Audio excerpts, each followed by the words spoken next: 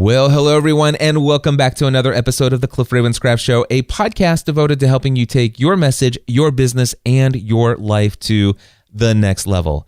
This, my friends, is episode number 468, and I am your host, Cliff Ravenscraft, the podcast answer man. And this week, I want to share with you a little confession. It's something that might shock some of you, but for the first time in over 11 years, I actually went a 3-week period of time recently without listening to a single podcast episode. Now, again, it's crazy for me to even think that is even possible because I have always been in love with consuming audio podcasts, and I still am, by the way. But for a 3-week period of time, it ended a week ago, but for over the course of 3 weeks, I had been completely obsessed with the Harry Potter series. My daughter, who is 11 years old, is obsessed with Harry Potter. Everything she thinks about is either Harry Potter or Hamilton right now. And I wanted to kind of jump into her world and have something that she and I could communicate on a very deep level. My wife went through the entire book series several years ago, so she's been able to enjoy that world with her. And so I've watched the movies before, but to be quite honest with you, even though we've seen most of the movies at the theaters, we've got them on Blu-ray, and I think even before that we had some of them on regular DVD. But we've had Harry Potter marathons. We went to the Wizarding World of Harry Potter in Orlando. I mean, Harry Potter has been a part of our family culture, at least in the movie form, for decades now, it seems like, however long it's been around, and I think it has been maybe 2 decades. These things aren't relatively new. So anyway, the funny thing is no matter how many times I've seen these movies, maybe 4 or 5 times, some of them, the reality is prior to reading these books, I couldn't tell you the difference between a Death Eater and a Deathly Hallow and a Dementor. I couldn't tell you the difference between Hog's Head, Hog's Mead, and the Leaky Cauldron. I wouldn't be able to tell you about any of those things. These were all terms that maybe I would have been able to associate it with Harry Potter, but I couldn't tell you what they all are. Today, however, I know a great deal about Harry Potter, and I became completely and utterly obsessed over a 3-week period of time. In fact, it was the audiobooks that really sucked me in. And if you have not heard of Jim Dale before, as a narrator, he does the unabridged readings of all 7 books of Harry Potter over at audible.com. And he has this incredible ability to give a different voice to every single character in the Harry Potter series. And there are like hundreds of characters, and every one of them have their own voice. In fact, there are many times where the book he's reading the book as it's written, and the book will have words from somebody, and then, J.K. Rowling will introduce who that character is by saying, said so-and-so, or Snape came around the corner. He said, anyway, but I knew who the voice was. I knew who the character was saying it just by hearing the voice, even though I might not have heard that person's voice for several chapters, or maybe it's the first time I'm hearing it in this book anyway, it's just incredible. Jim Dale is amazing, made this story come to life, beautifully written series. But yeah, the interesting thing is that I just all out consumed, blew my mind. I never would have imagined. In fact, here's the deal. How do I get through all 7 books? And these books are not short, by the way. Some of them are. The first couple ones are okay. But the latter books, they're hefty books. I think one of the audiobooks is like 24 hours. Another one is 22 hours. Another one I think is 21 hours. And so but there are 7 of these books, and I consumed all 8 movies. How did I do it? Well, first of all, I want to tell you that typically my morning routine would be as soon as I get out of bed and I'm, going to get dressed, or I'm getting ready, while I'm in the shower, there used to be podcasts being played. While I'm cooking myself breakfast, while I'm sitting down eating my breakfast, I used to be listening to podcasts. And when I go to lunch or drive to lunch or whatever, or while I'm fixing myself lunch, I would be listening to podcasts. Well, all of that time for a 3-week period of time was completely replaced with listening to the audio versions of Harry Potter. And not only that, but I was so obsessed to this, I actually found and created more opportunities for me to listen. So it's crazy. And I don't know how I did this. My wife's like, I just can't see how that's possible. But every now and then I would be down here in my office and I want to refill my water bottle. I have a 48-ounce water bottle that sits on my desk and I drink it all day long and refill it a couple times. Well, if I go upstairs to refill it, even if it's only a 3 to 5 minute break that I take, I will literally take my phone with me and I will fire up and I will listen to 5 minutes of Harry Potter while I refill my water bottle. I won't go into more detail, but there are other places that I would listen to it. And not only that, but I would use the audio or the Audible app. You can set a sleep timer, and I have these wireless earbuds that I usually use while I'm out cycling and stuff like that. But I put my wireless earbuds in, and I'm laying down on my pillow at night, and I would say, hey, I want Jim Dale to read to me for 30 minutes. And what I would do is I'd just lay back and listen to the story for 30 minutes. And if I'm still awake when it stops playing, then I will go in and I'll say, hey, extend the sleep timer for another 30 minutes. If I fall asleep at some point, then what I do is the very next morning when I wake up, I would actually back it up and all the way to the place where I remember, oh yeah, I remember this. And then I would just have him pick up from there. So that's why I set the sleep timer so it doesn't finish all the way to the end of the book. But anyway, here's the deal. First of all, why am I sharing this with you? Well, first of all, I think it's interesting to think that what is life like 3 whole weeks as the podcast answer man without listening to a single podcast? It was a little awkward. It was a little different. But the good news is that this obsession did not keep me from accomplishing major and massive action in my business.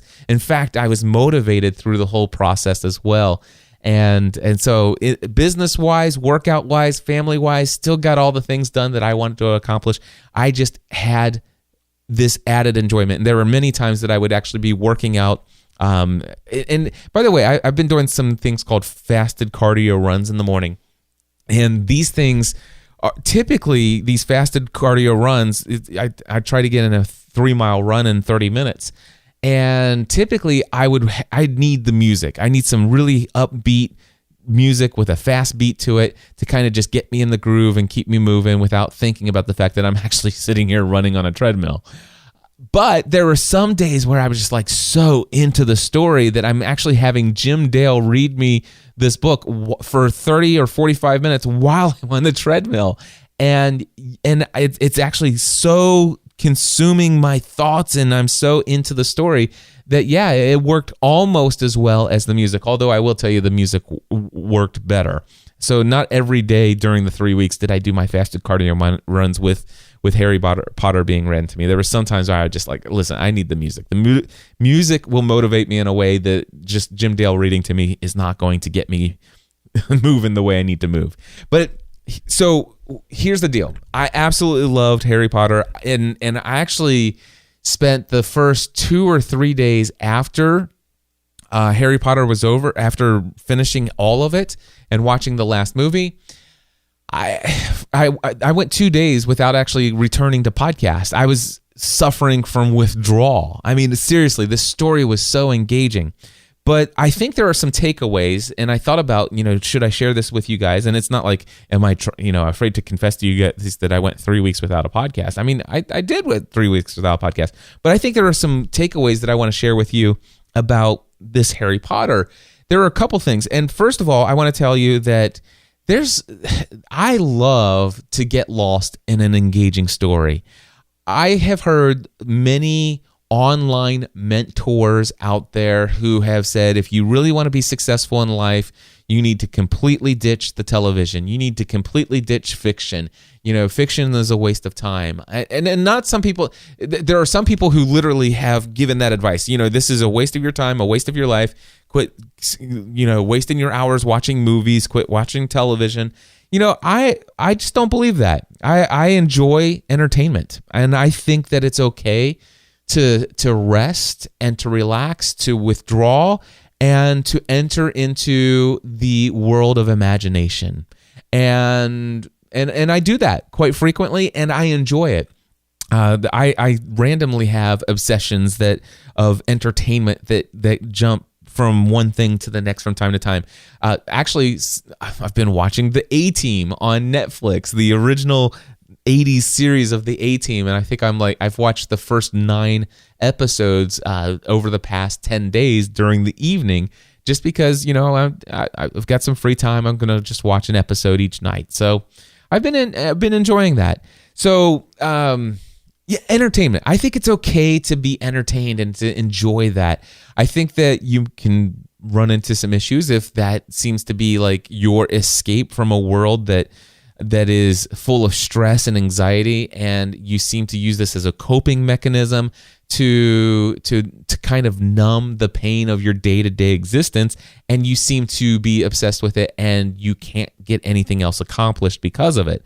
Now, for me, this wasn't a problem. In fact, during the 3 weeks that I consumed every single book and movie in the Harry Potter series, which I have not read Cursed Child yet, although I do plan on reading that next. There's just not an audio version of it, so I'm going to have to read it on Kindle, which means I'll have less time that I can actually consume that. But anyway, during the 3 weeks that I consumed this, and I was completely obsessed with it, I still accomplished more in my business during those 3 weeks than other times, because again, it's actually, the story is motivating me. It's inspiring me. It's actually, yeah, I just find it motivating. And I'm like, wow. And it actually gives me just a little burst of energy, if you will. So I just want to encourage people, don't allow yourself to feel guilty just because some other online or real physical mentors out there tell you that entertainment, movies, television, book series, and stuff like that are a waste of time. I think they can be. I think they can be overconsumed. You could argue that I overconsumed, but at the same time, I can tell you right now, my family was not neglected. My work was not neglected. My physical health was not neglected. My friends were not neglected. My responsibility, I did everything I wanted to do, plus I had the most thrilling, exciting adventure of this fantasy world that I absolutely fell in love with and that I will treasure. And now I can go to Quizzard competitions with my 11-year-old daughter, and we can show them our Harry Potter wisdom and knowledge. But there's another takeaway here. Another takeaway from this experience for me is that you make time for the things that are most important to you. So anybody who says, well, I would love to do that, but I don't have time. The reality is we all have the same amount of time. Every single human being whose heart beats every day, we all have 24 hours in a day. You choose how many hours you sleep. You choose how many hours you work. You choose how many hours you spend watching TV. You choose, and yes, it is your choice. I mean, unless you are a slave or there's some kind of weird circumstance where you don't have the freedom to choose. But the reality is we all. I would venture to say everybody listening to my voice right now, you're spending this time listening to me speak to you because you're choosing to do so. You obviously feel that this is important to you. And by the way, that is very honored. I am honored that you feel like this is important to you, that my sharing what's going on in what words I want to share with you, the fact that you find this valuable and that it's important to you, that you're listening, it means a ton to me. And if for those of you who are podcasters, I want you to understand that as well. Make sure you understand that if people are listening to you, it's because they feel that it's important to them. Nobody has to listen to an audio podcast. Nobody has to listen to an episode of your show. Nobody is forced to do so. But the fact that they do so means that you're important to them. The things that you say are important to them, and that's huge. But going back to this other takeaway, though, I can tell you right now, for a 3-week period of time, Harry Potter was a priority. Harry Potter was important to me. The story was important. Getting to know what was going to happen next was important to me. it was to see character development was important to me, to be inspired by some of the ways that these characters thought and the actions they took and all of the other stuff. Just the creativity of J.K. Rowling to come up with this world is just mind-blowing. And so, yeah, it was important to me, and that's how I was able to consume so much of this world in a 3-week period of time. So just imagine, what is it that you feel like, I wish I could do that. I wish I could learn that. I wish I could get better at this skill or this task. Are you willing to devote 3 weeks of every free moment that you have? And also, can you free up moments of things that you're doing, those moments that are devoted to other things? Is this thing more important than those things? Because here's what I can tell you. You're always going to end up doing the things that are most important to you. And so if you say, I would like to do that, but I just don't have time, what you are saying is, I would like to do that, but there are other things that are more important to me. That's all. It's not that you don't have time, because you do have time. What you're saying is, I would love to do that, but other things are more important to me. That is, I don't think you could argue with that. I think if you really are honest with yourself, if you say, I don't have time, what you're saying is, no, I've chosen that other things are more important for me to spend this time on. And that may be the case. And so, and you just live up to that, and that's fine. And again, some people would say, oh my gosh, 3 weeks, Cliff, just think of all the things. No, I gained a ton from this, and I loved it. And I'm back to listening to podcasts. I've been back for a week now. I'm almost caught up with all of my favorite shows. I'm still a couple episodes behind on 2 or 3 podcasts, but I'll get there probably within the next week. So I'll be back to the place where what happened was some people went on vacation that I listened to their podcast, and they pre-recorded a couple things, and I'm like, okay, this is okay. You know what? I'm gonna go and look for some things. And you know what got me into Harry Potter? I started looking. I had somebody reach out to me about an audio drama podcast that they did called Archive 81, and I went and listened to it, and I really got caught up into the story. I thought it was really good, really well produced. I thought the last 2 episodes of the series were a complete letdown, and I hated the end of the story. In fact, I don't even know if I actually listened to all of the final episode of Archive 81. It was perfect until the final 2 episodes of the first season, and then I'm like, yeah, okay, this is weird. So I did. I was, but the thing is I got sucked into an audio drama podcast, and then I was starting to think, an audio drama. You know what? Let me get into Harry Potter. I've got these audio books. I've got this series. Yeah, I'll get into it. But you make time for what you find is most important. Now, I want to read to you some quotes that came from this book. And by the way, there are so many quotes that I could pull out of Harry Potter, all the different books that are just absolutely amazing. But I have 1, 2, 3, 4 quotes that I want to share with you from this book. And I believe all of these are from Dumbledore. So the first one, it says, "It is our choices, Harry, that show what we really are, far more than our abilities." And this is from the Chamber of Secrets story. Now, what happened in the story of Harry Potter, when it relates to this quote, Harry Potter has all of these abilities, like some of these abilities that just come naturally to him, such as his ability to have a skillful flying ability with his magic broom. He has the ability to speak Parseltongue, which I won't go into detail about what that is, but it's something that is, it's an ability that not everyone has, and it's associated with things most people think are not great. So he has some of these abilities, but he also has so many other abilities, and he has all these other traits, these abilities, skills, and traits that are very similar to somebody else who is a very evil and negative and destructive person. And he's afraid that, man, am I going to turn out just like this? Am I doomed to be like that? And so he has all of these skills. And the other thing is there's these houses that they divide these students up to in this school of Hogwarts. and there's the Slytherin class or the Slytherin family. And the Slytherins are notorious for being a little bit not so great. They have some of the founding member of the House of Slytherin had some pretty terrible worldview and mindset, if you will, and some ideas and opinions. And so Slytherin is known to be a little bit more of a kind of a crowd that is a little bit more on the darker side, if you will.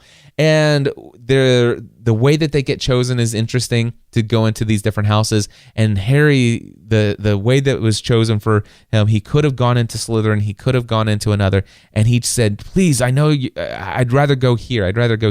So Dumbledore's like, listen, it is our choices, Harry, that show who we really are, or what we really are, far more than our abilities. And so don't worry about the fact that you have so much in common with this bad person, that you have some of these skills that nobody else seems to have except for this bad person. That the fact that you can do these things, the fact that you have these abilities, it's not that, it's what you choose to do with them. It's how, and the fact that Harry went out of his way to choose to free somebody that most people would have never thought to free, somebody that he chose to save, and actually many different times that he actually chose to save. It's the choices that he made and what he did with the abilities that he had. So I love this, and we think about this in our own life, and sometimes I think about this quote. And I think, what about some of the abilities we don't have? Sometimes what was it? Stephanie was talking about, my wife Stephanie, was telling me about one of her text conversations with a friend of our daughter's. And she was comparing herself to others. And Stephanie asked me this morning, she goes, why is it that so many people compare themselves to others? And it just so happened to be that this friend of our daughter's was comparing her abilities and her skill set and her level of efficiency with math with another friend of theirs.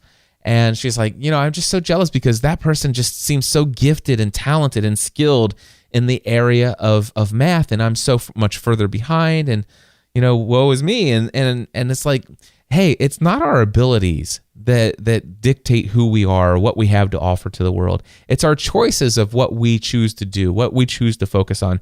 What are we going to do? And so I like the idea of this quote. It is our choices that show what we really are. And so the questions I would ask you, and I ask myself, what choices am I making? Whether I have great abilities to do some of the skills and the abilities that I have, I could do great things with them. You know what? I could do terrible things with some of the skills that I have. And it's not the skill that makes me who I am. It's what I choose to do with the skill.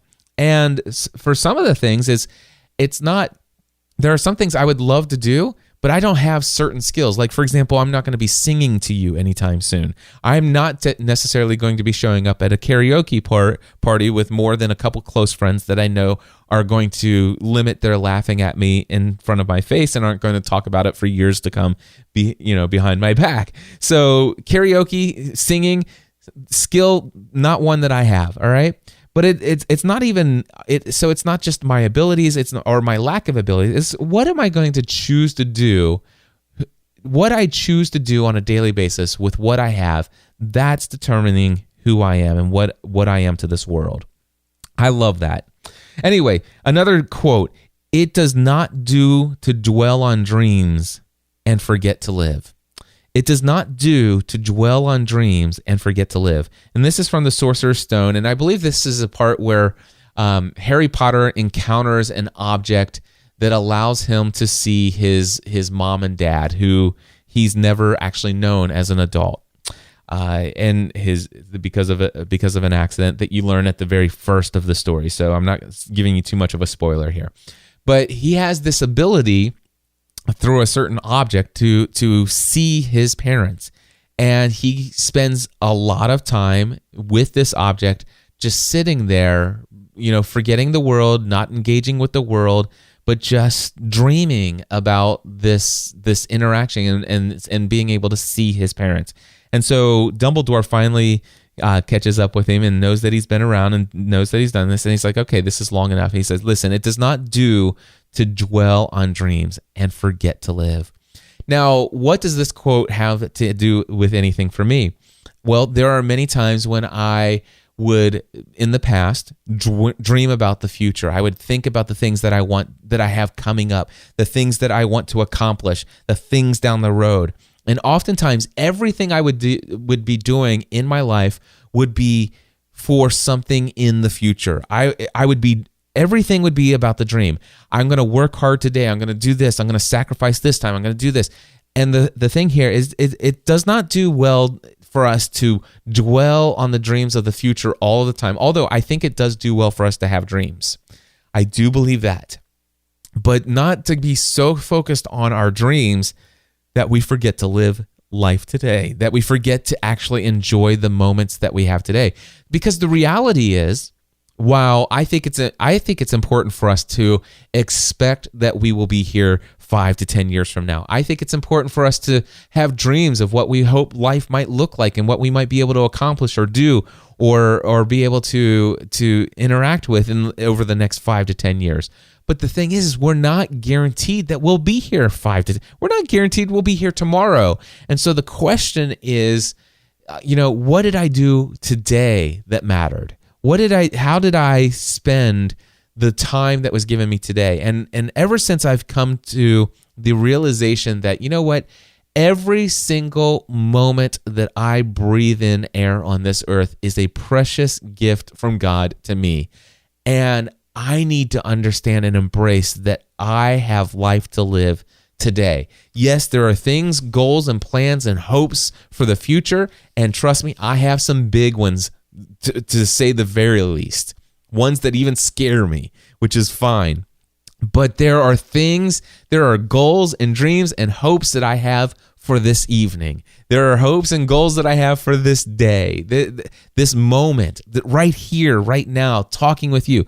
It is my hope and dream to live in this moment and say, you know what? Yeah, I know that by doing this right here, right now, it's keeping me from doing that thing that I could be planning for that thing 5 years down the road.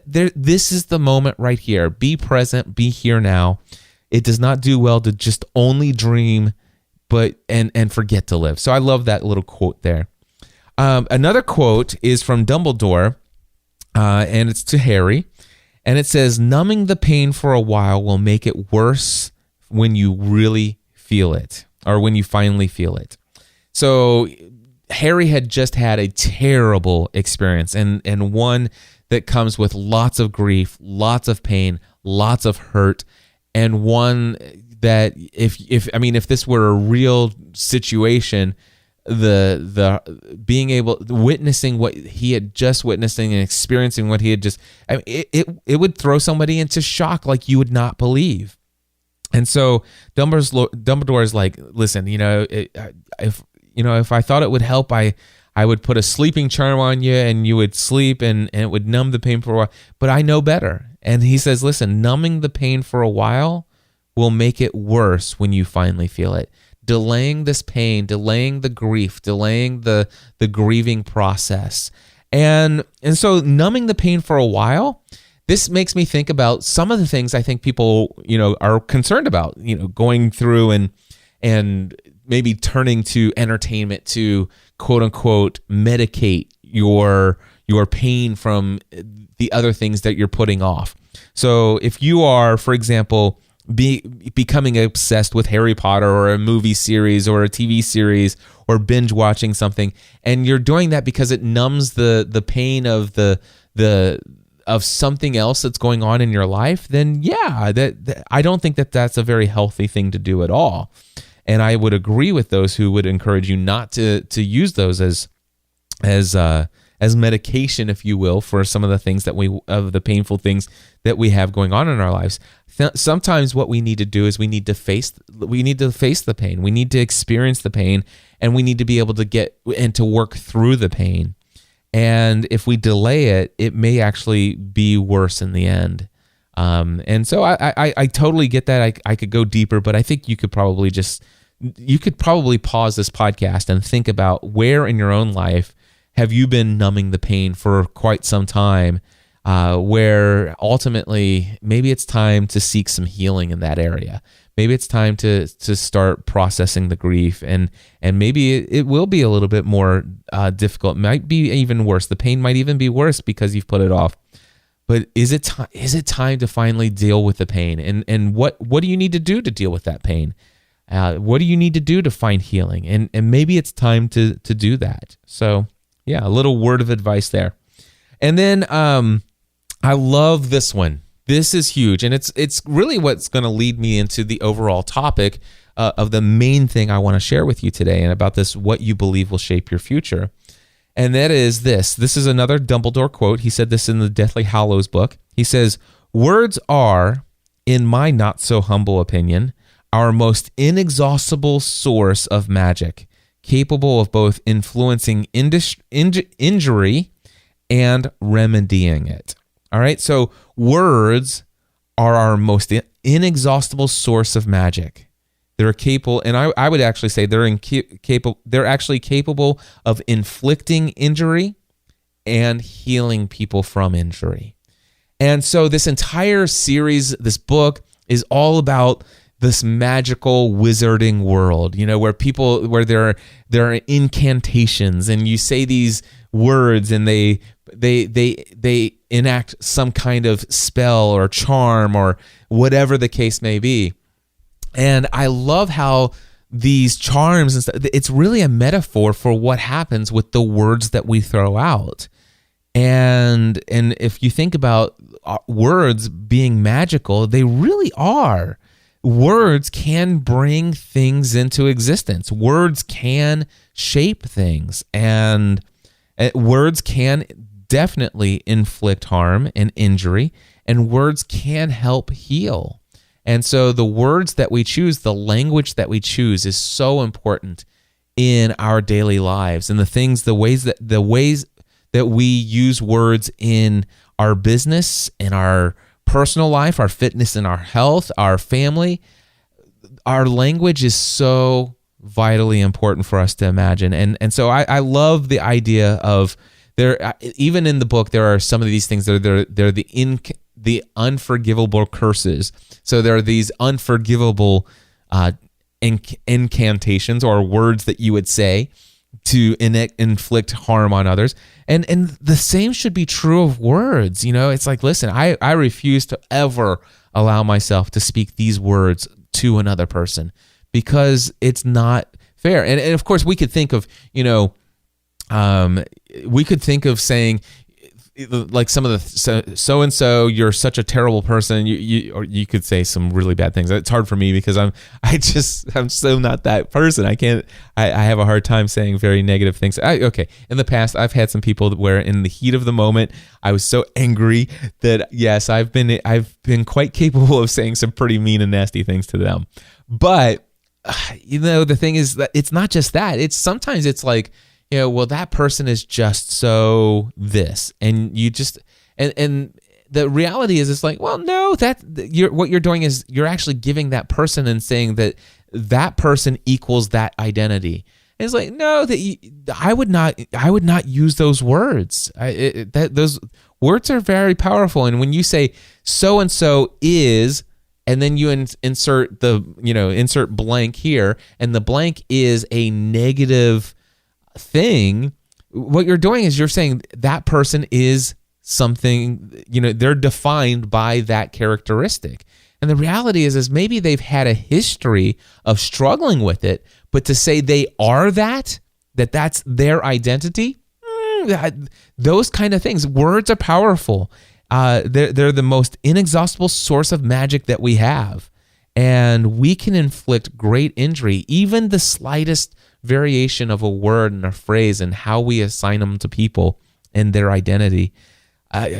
Language has become so important, and language, the words that we speak can influence what people believe. So if all of a sudden, if you say, I'm trying to give an example here. Let's just say Joe. There's this guy named Joe, and he's always late. Right? He's late all the time, and basically he is uncaring. Let's just say we associate that in our mind and say that we think that Joe is disrespectful. Okay, so Joe's always late, and so we see that as disrespectful to us, and so we start saying, instead of saying Joe seems to be late all the time, he struggles with being late, he struggles with understanding the priority of others and valuing their time. Instead, we say Joe is so disrespectful, and if all of a sudden we say that enough, other people will be influenced to believe that Joe is disrespectful. If word gets back to Joe and he's struggled and he sincerely has different issues that have come up each time, but the fact is that eventually if it gets back to him, he all of a sudden believes that I'm just a disrespectful person, and all of a sudden it becomes a part of their identity. They believe it, and they just start being disrespectful, not just in showing up late, but in other areas, because it just slowly creeps in. I know that this might be going really deep, but I believe that our words have powerful influence, and they can influence what other people believe, what we believe, and I believe that what we believe will shape our future. So that's where we get to the topic of this. And I hope that you guys are okay. Tell me in the comments of this episode. Go to podcastanswerman.com/468 and say, Cliff, first 36 minutes, total waste of my life. If that's the case, let me know if it was a total waste of your life.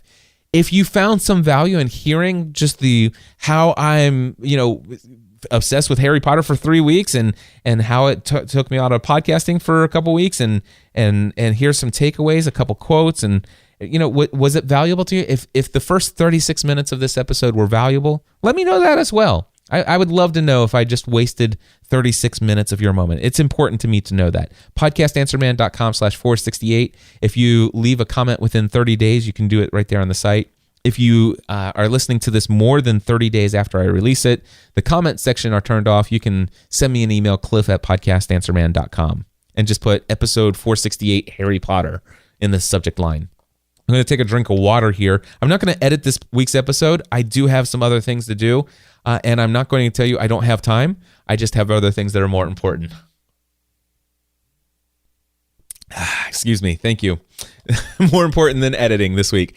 So yeah, there you go. Putting my own language into action.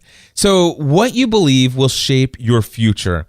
This is something that I started doing after I came back from the Tony Robbins event. As soon as I came back, I started enacting a morning routine, and I created a bunch of written journals.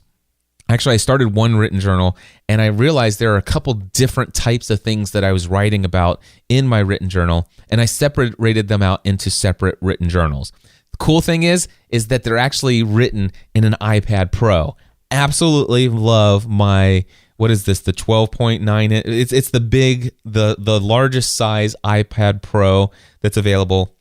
I have the Apple Pencil. I use the Good Notes 4 app, and handwriting onto a virtual piece of paper is literally 10 times, 50 times, 100 times better than writing in a real notebook. And trust me, I have been obsessed with writing handwritten notes for years. It's always been my preference. And then I started doing digital because I wanted to be able to reorder and I wanted to be able to search, and Good Notes allows me to search any of the handwritten notes, even with my handwriting.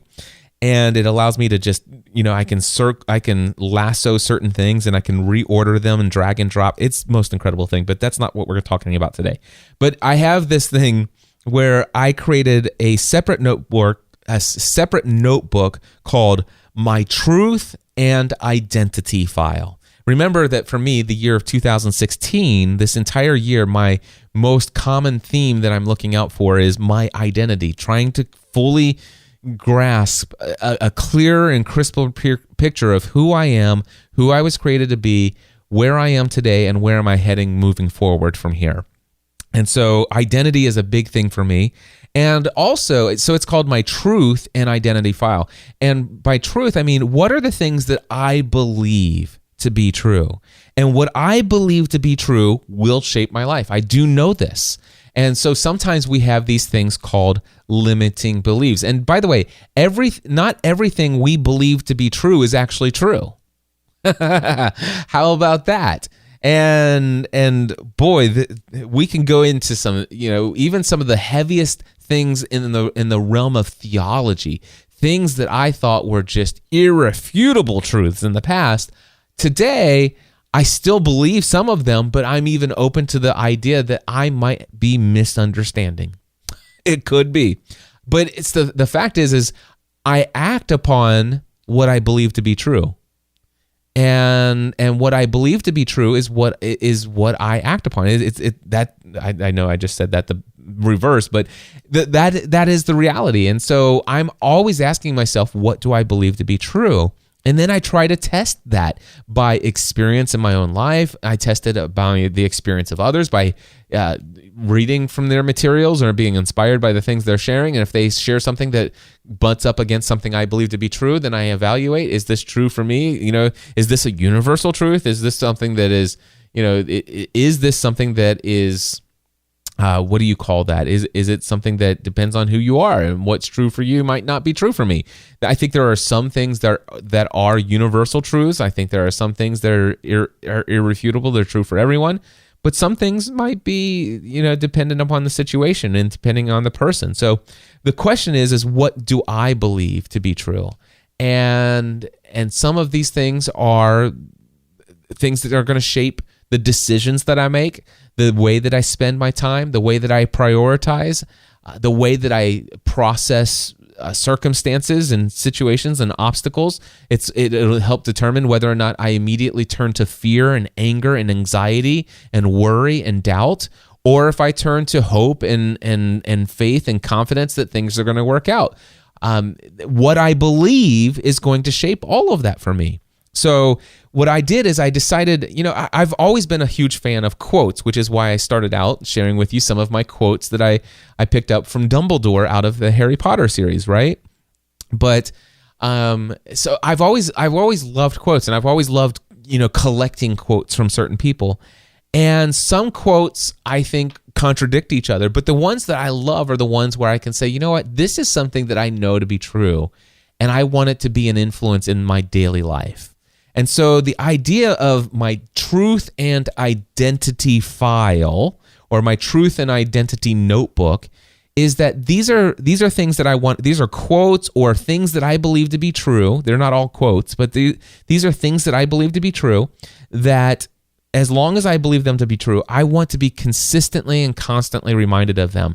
And so while my dream would be that I would actually read every single one of these every single morning, that I would start my day influencing my mindset by the things that I believe to be true. And right now I have 8 pages of handwritten notes. And now it's not going to take me a ton of time to read them all to you, but I do want to read to you some of the things that I believe to be true. All right. And I'm not going to explain all of them, but I'm going to read to you, and you can go through yourself and see if some of these resonate with you. Some of them probably won't, especially if you're not a Christian or a believer. Like for the very first one here. Number 1, I believe that I am deeply loved by God. Matter of fact, I'm not going to say I believe. I'm actually going to read to you exactly how they're written here. So here's it. They're actually written like this. The first one is, I am deeply loved by God. I am deeply loved by God. I believe that God is the creator, that he created me, and that I am deeply loved by him, and it has absolutely nothing to do with my my moral code of conduct. What I do or don't do does not change or reflect God's deep love for me. I am absolutely convinced that I am deeply loved by God. That's the very first thing on my list, and actually deeply loved is in all caps. All right, my next one is, my every need has been and will continue to be provided by God. I do believe, first of all, I can point out several areas in my past where my every need up to this point has been provided for. And I believe that it has been provided for by God. There are many things that I've done as well that have helped fill in those provisions. There are some things where it's very clear that I didn't do it and God just came through. But if it's by my own hand, it's because of the gifts and the skills and the talents and the drive that God's given me. I believe that first and foremost, my every need up to this point has been provided for by God. And because of the history of never being let down or failed by God, I believe that my every need moving forward will be. So this is what my truth and identity, it says my every need has been and will continue to be provided by God. All right. The next one is, I am here for a reason. My gifts, talents, and other experiences are meant to be shared with others. I believe this. This is something that is everything about me here on this earth. I believe that I am here for a purpose, and one of the things that I feel is my purpose, my calling in life, is to share my gifts, my talents, my experiences, and to share them with others. As I am actually working to become more of who God has created me to be, I want to help them. In fact, this next one here says, this one might be a little too arrogant for some of you, but this one here, this is the next one. It says, there is a greatness deep inside my soul, and each day I am becoming more and more who I was created to be. The next one is, I have the ability to control my emotions, and I choose to live in a beautiful state of mind. Joy-filled, extremely thankful, awe-filled, passionate, playful, fun, creative, and curious. I'm just going to continue to read these. I'm going to try to avoid a lot of commentary because I want to get through these. I want to give you guys an idea of who Cliff is, what he believes, and what makes him tick as he talks about himself in the third person. Anyway, I choose to be happy every day of my life, no matter what. Even when things don't go my way, even if injustice comes my way, because life is too short to suffer. Life is a gift. I do not settle for good or even great. Outstanding is my target. I am fully devoted to growth every single day. And by the way, growth means personal development, becoming more of who I was created to be. The next one, I consistently look for ways to serve others and the greater good. I consistently look for ways to serve others and the greater good. Success without fulfillment is the ultimate failure. I am most effective in serving others by first living a life well lived, a life where I am genuinely fulfilled. I am the master of the art of fulfillment. I am the master of the science of achievement. I am able to find patterns when studying the success of others and apply them to my life. I have learned that I can achieve any goal by, number 1, believing it's possible, number 2, writing it down, number 3, telling others about it, and number 4, working the plan as it develops. I set goals.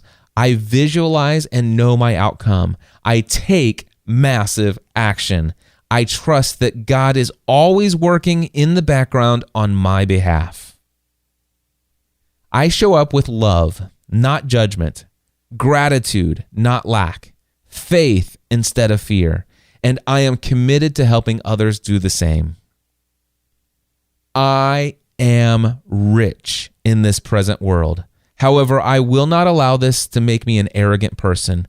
I will not put my hope in my financial wealth, which is so uncertain. Instead, I will place my hope in God, who richly provides me with everything for my enjoyment. I am committed to do good, to being also rich in good deeds.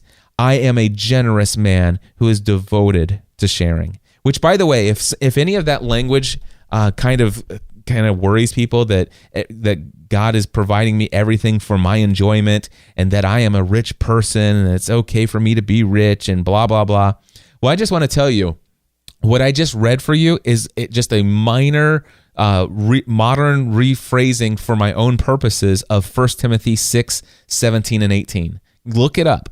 1 Timothy 6, 17 and 18. But I just wrote it down. I am rich in this present world.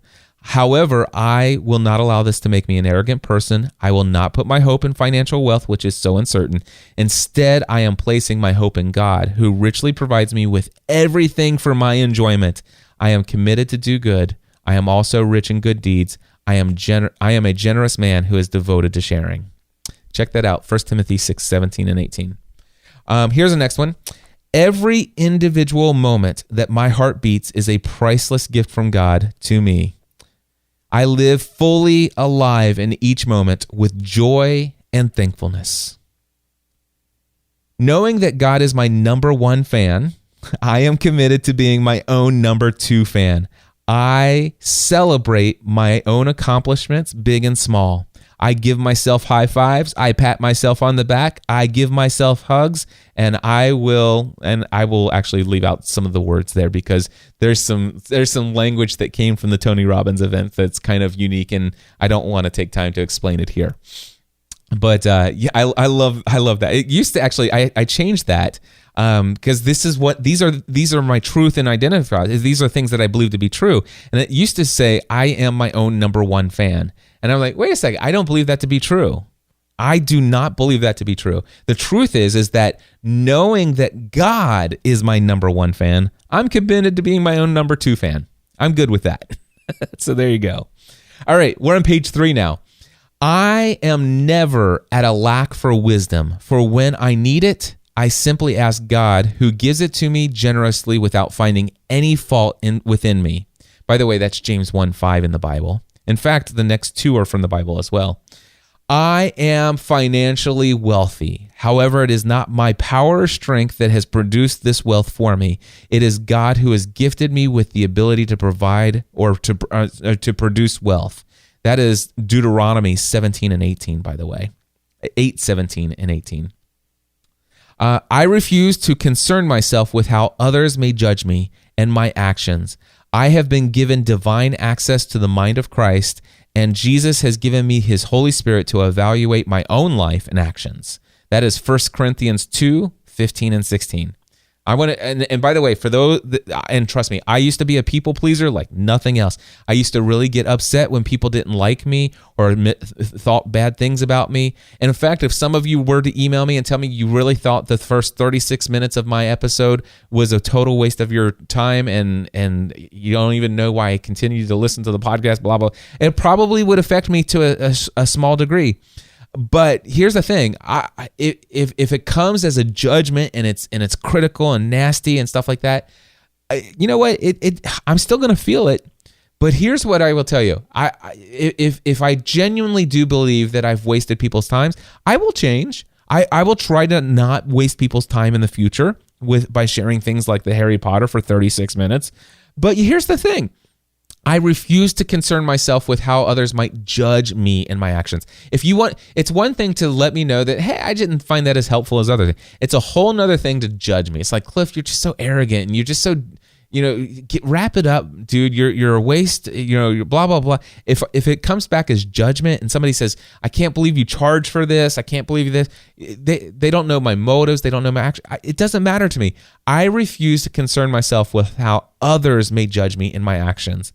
I have been given a divine access to the mind of Christ, and Jesus has given me his Spirit to evaluate my own life and actions. I believe the Spirit of God is my judge who will help convict me of what is right and wrong. And I do believe that he oftentimes will use others to initiate some of those thoughts and evaluations, but still, I will not allow others to judge me. All right. I have no reason for stress, anxiety, or worry.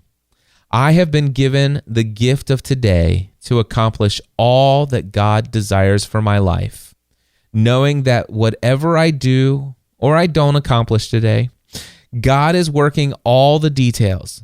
He's working out all the details. His plans for my success may be different than the plans and to-do lists that I have made for myself. By the way, that is not a Bible verse.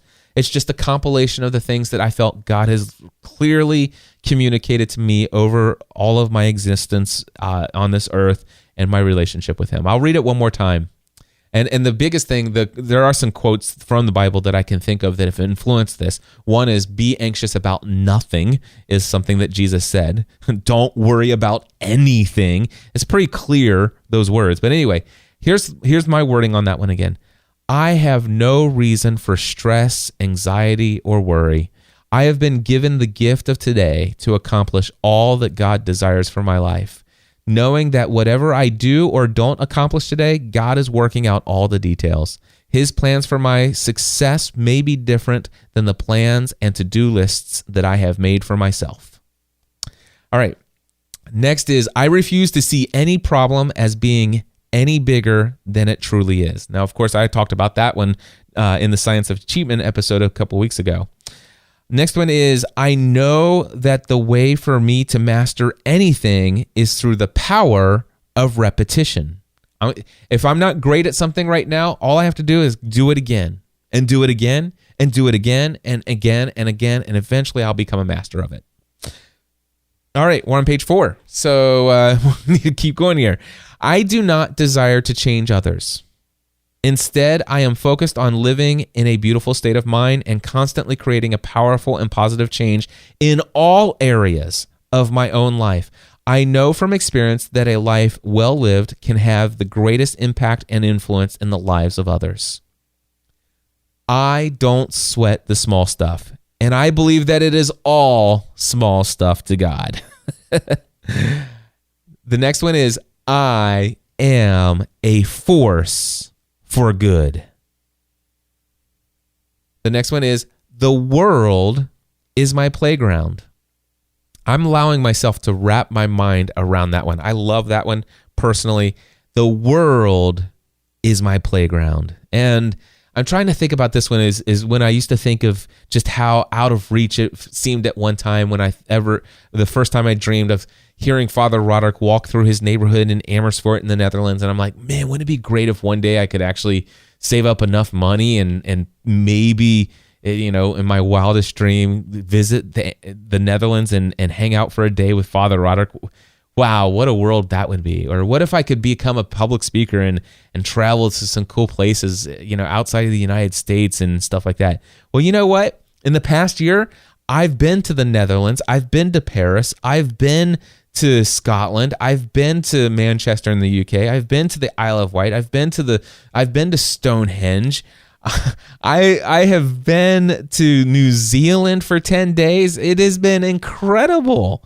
And you know what? The world is my playground. God created this place, and I believe the world is I believe it. And because I believe the world is my playground, I'm telling you right now, that belief will shape my future and how much of this world I get to enjoy. I believe that. All right? Moving forward, when communicating with others, I am committed to curiosity. I avoid the overuse of advice giving. Instead, I ask questions that lead others to find the answers that they are looking for within themselves. When I do this, they discover how powerful they really are, and I often learn from the answer that they come up with. I know that if I'm angry, frustrated, stressed, fearful, worried, etc., I will have a more difficult time coming up with a solution to a problem than if I were in a beautiful state of mind. When solving problems, I will be joy-filled, extremely thankful, awe-filled, passionate, playful, fun, creative, and curious. Page 5. When faced with suffering of any kind, I trade my expectations for appreciation. Knowing that and by the way, there's a little sub thing here. My expectations are just preferences. All right, moving on. My brain cannot tell the difference between what is real or not real when I imagine it. I will, therefore, be ever mindful of the things that I focus on and allow myself to imagine. Think about that one, guys. My brain cannot tell the difference between what is real or not real when I imagine it. I will therefore be ever mindful of the things that I focus on and allow myself to imagine. And that goes, you can tie that one into I will not allow myself to imagine things as worse than they are. Imagine all the bad things that might happen. Anyway, starting my day early in the morning is a huge blessing that allows me to devote quality time to personal growth and to plan my day on my own terms. I can create as much money as I want by providing value to others. I know that I may not always get my wants, but I will always achieve my musts. let's see here. While I do life with several folks who are further down the path of success in many areas of life, the truth is that I have far more financial wealth, business experience, and even greater success with health and fitness than most people that I have ever known or met. Now, this one has a lot to do with a lot of limiting beliefs that I would allow myself to have. What value do I have and stuff like this? And this was not always true for me, but I am in a place in my life where sometimes I have to remind myself, you know what, I do life with people like Michael Hyatt, and I have regular text conversations with Dan Miller and Ray Edwards, and we get on the phone and talk with these guys. And yeah, these guys are further down the road. They have tons more experience. They have lots more to offer a lot of people than I do. There's no question about that. But sometimes I allow myself to think, well, because I don't have as much as them, why would people pay to have access to me or hire me as a coach? And I'm like, wait a second. And I believe this to be true. This isn't something that isn't by the way, none of this is fake it till it make it stuff. I don't write it here until I absolutely believe it's true. And this I do believe is true. I'm going to read it one more time. While I do life with several folks who are further down the path of success in many areas of life, the truth is that I have far more financial wealth, business experience, and even greater success in health and fitness than most people that I know or have ever met. The next line, this is one of those ones that okay, this is one where I have to be reminded of this. I do believe this, but I have to remind myself that this is the one this next one is the one that sometimes I struggle with believing it. Sometimes I forget it. And it's 3 words. I am enough. I am enough. Who I don't have to add value to other people's lives. I don't have to go learn something new, have to have another experience. I am enough today. That's it. I am enough. Right now, I am enough. Now, I will be enough. I am enough. Now, am I going to stop where I'm at? No. I'm committed to growth, but I am enough. I don't have to do anything else to be valuable. All right. I have a tremendous amount of value to add to others. So that one's just a follow-up of the other ones, right? Anyway, page 6. Every resource I need is available to me. I do believe that. It might take some digging. It might take a lot of work to get to that resource, but I believe that every resource that I need is available to me. Next one, God has a purpose for my life and is constantly working behind the scenes on my behalf. I think that one was on page 1 or 2 as well, but for some reason I forgot that it was there. By the way, I'm adding to these as I come up with new things, all right?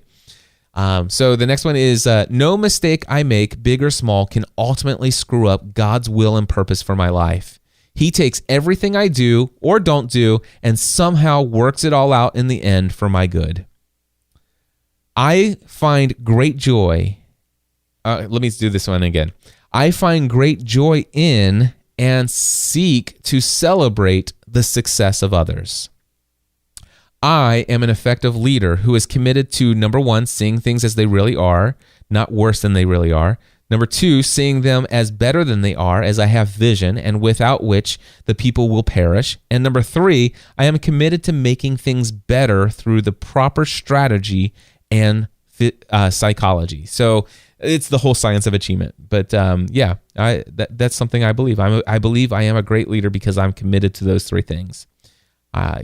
We talked about that recently. So I learn most effectively when I have energy, emotion, or I am in motion. All right, that we're not going to go into detail. I know I'm already over an hour, so but I do believe that I learn most effectively when I have energy, when I have a strong emotional response happening, or if I am actually in motion. All right. So, by the way, good idea to learn on a treadmill if you can handle that. All right. Let's see here. I know that in the past, the only reason I didn't have what I wanted was because of the story I told myself about why I didn't have it. I know that in the past, the only reason I didn't have what I wanted was because of the story I told myself about why I didn't have it. I will stop asking what's wrong. Instead, I will start focusing on questions like, what's right? I am committed to living a joyous life every day. I am committed to being grateful in every circumstance. If things don't go well or my way, I will let it go. I will not allow such circumstances to stand in the way of my being committed to living in a beautiful state. I am committed to finding great riches in every moment. When negative thoughts or emotions pop up, and they will, I will be mindful to change my physiology, my focus, and my language. When approaching something new, I don't have to be great to get started, but I do have to get started to become great. Prosperity and abundance flow to me in direct proportion to the amount of care, service, and help that I give to others. I will not judge each day by the harvest I reap. Instead, I will judge each day by the seeds that I plant. Food is fuel for my body. I am committed to consuming foods that promote steady energy levels throughout my day. Consuming sugar and excessive carbohydrates causes my body to produce insulin. Insulin is known as the storage hormone, and when present in the body, it will store glucose in the muscle tissue, the liver, and adipose tissue, aka body fat. Insulin, let's see, what is that one here? Insulin. Okay, insulin running through my body will also cause fat to be stored. I am healthier and less likely to less likely to gain weight. These are the newest ones. I'm on page 8, so these are the newest ones here. I haven't said these to myself over and over again as much as the other ones. Insulin running through my body will increase body fat, will cause body fat to be stored, or cause fat to be stored, so as body fat. So if I actually eat food that has fat in it, and then insulin is now coursing through my body, it will take that fat and store it as adipose tissue. Anyway, I am healthier and less likely to gain weight from increased body fat when I avoid foods that trigger an insulin response. My body will also become efficient at burning the fuel that I ingest the most of the time. If I eat more calories from carbs every day than anything else, my body will use glucose as its primary fuel source. However, if I feed my body more fat and protein than carbs every day, my body will synthesize ATP, the muscle's fuel, from fat and amino acids. I therefore am committed to eating more calories from fat and protein than carbs every day. Now, don't get me wrong, I eat carbs, but I make sure that carbs is in that I have equal or less proportion of carbs when compared to the fat and protein that I eat. Anyway, I know that all it takes is just one pivotal idea for a book, conference, or coaching call, or course, or other resource to change my life forever. I am in the business of creating resources that consistently contain such pivotal ideas. And that, my friends, is the last of the current state of where my truth and identity file is. But that, my friends, if you want to know how, and by the way, this is not all the things I believe. I've only been doing this since June, and quite honestly, I've been so hyper-focused on a bunch of projects and been accomplishing so many things. I haven't added a lot more to this. If I could just think of all of the things that are my driving force, the things that I believe, the powerful quotes that I've applied to my life as universal truths that I just know that will help shape my future, and that I do know if I act upon them, I can do things that I wouldn't do otherwise if I didn't think about these things. If I could actually share with you all of the things that drive all of the decisions, I would have hundreds of pages of these things. But right now I have 8 pages, and right now I just shared with you all of the 8 things that I've taken the time to write down, the things that I believe that actually help me process all of the things that go on in my life. It's my truth and identity file. And I just want to encourage you guys, why don't you start your own? Why don't you start a notebook and begin to write down the things that you believe? And by the way, if you have limiting beliefs, or if you have some beliefs and all of a sudden you come across something and your mindset is expanded and you wrote down something that you no longer believe, well, if it's in a physical notebook, then just cross it out and then at the end, wherever you're at in your notebook, write down the new belief. And move forward and let these things that you believe. And you'll notice that it's a very positive mindset focused thing. And I believe in positive things. And I believe that what you focus on is what you feel. I focus on positive things. I feel positive energy. That is how I am able to be who I am, accomplish the things that I do. It's what keeps me moving. It's what keeps me motivated. What you hear here is 8 pages of notes of the things that cause me to make the decisions to serve people the way that I serve them. It's why I wake up in the morning and do what I do. Guys, what you believe will shape your future. It will shape your decisions. What you believe will change your life. And so I want to encourage you to take stock, to take account, and maybe even create your own truth and identity file. One thing I can tell you, you might have heard these from other people called affirmations. And affirmations seems, I don't think there's anything wrong with the word affirmations, but you know what? These are more than affirmations for me. These are beliefs. And beliefs to me is a hardcore, deep down in my heart sort of issue, sort of thing. And I just want to encourage you to begin to take stock of the things that you believe. Start writing them down and allow yourself to be reminded of them consistently, if not daily. And that, my friends, is my encouragement for you guys to take your message, your business, your life to the next level. And I know that we're already way over an hour. I'm not going to edit this episode, not because I don't have time, because I do.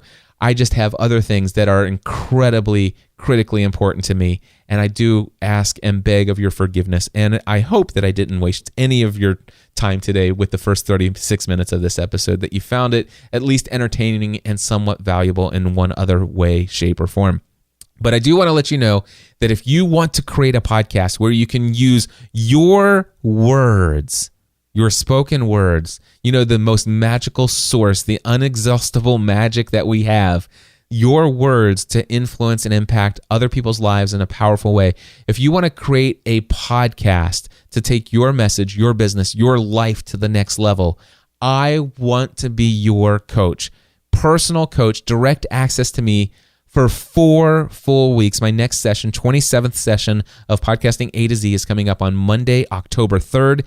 It is just, by the time this is released, just over 1 week away. Is this the time? Please, let's work together. PodcastingA2Z.com. Let me help you get that podcast launched. You can do it. You can change people's lives. I promise you, it is going to be a journey like nothing else. Until next time, my friends, God bless. We'll talk to you soon.